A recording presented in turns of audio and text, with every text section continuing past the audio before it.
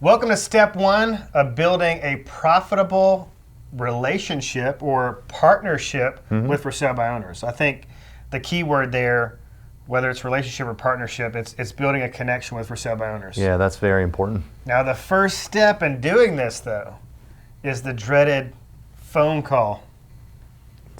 I've had many night terrors about that before. It was not always that good. So Yeah, but it's more good than it is bad.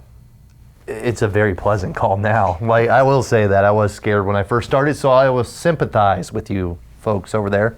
It was bad. Okay, so what we're doing though is we're not calling to ask them if they want to list. This is the value approach to working with for sale by owners. So we are going to call with a value proposition, and that value proposition is I have a buyer. Yeah, it's a preview appointment. Yeah. We want the more homes we see, because we were talking about that in our prior course about the more homes we preview, the more connections we can make with potential buyers out there that we're working with. So the more the merrier should come in and view this property. Absolutely. All right, but real estate training is all about paint by numbers. So we need to give them some specific instructions on how to make this call.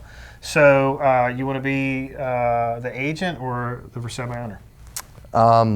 It doesn't matter. I'll be the agent.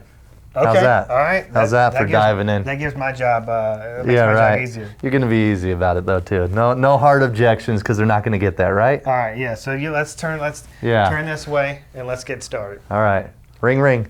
Hello. Hey, is this Jason?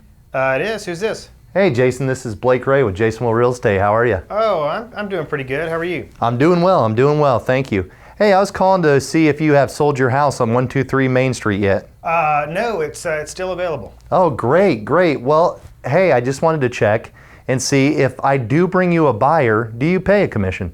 What do you mean by that? Because I don't want to list, Blake. No, I understand. Well, typically the average commission is 6%, and you would pay a buyer's agent half of that, so 3%. Huh.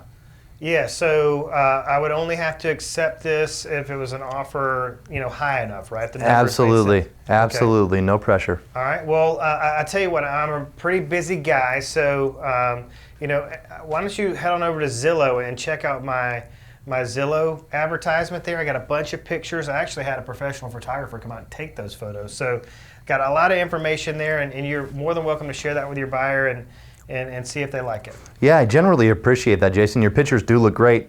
But I did make a promise, because my buyers are out of town, that I would personally preview all the properties that they have an interest in. So when can I come out? Today at 2 or tomorrow at 4?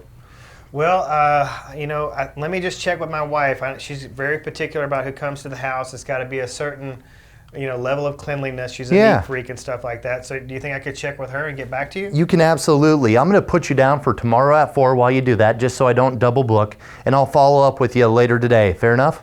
Okay, that sounds good. All right, it's good talking to you, Jason. All right, thanks, Blake. Bye. All right, so it's not always going to go that easy. They may hammer you on the fact that the pictures are on Zillow. Sure. You made a really good point there by saying that you have made a commitment to your buyers to personally inspect every home before you show it. I think that infuses professionalism into the call. Absolutely. And another thing I like to do too, just to double up on that, if somebody goes, that won't work, I don't talk like that. I like to say stuff such as, look, that sounds all well and good, Jason, but I need to almost interview you, because you're going to know more than Zillow does about your home.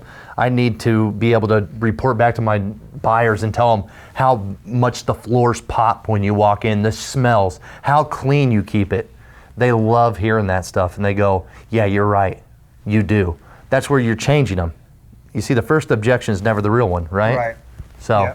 So I think the important thing to kind of keep in mind here is that you're not trying to sell yourself or the value that you are planning to bring to this for sale by owner on the phone. You just need to get the appointment and get face-to-face, because they're looking for a reason to disqualify you. They're looking for a reason to end the call.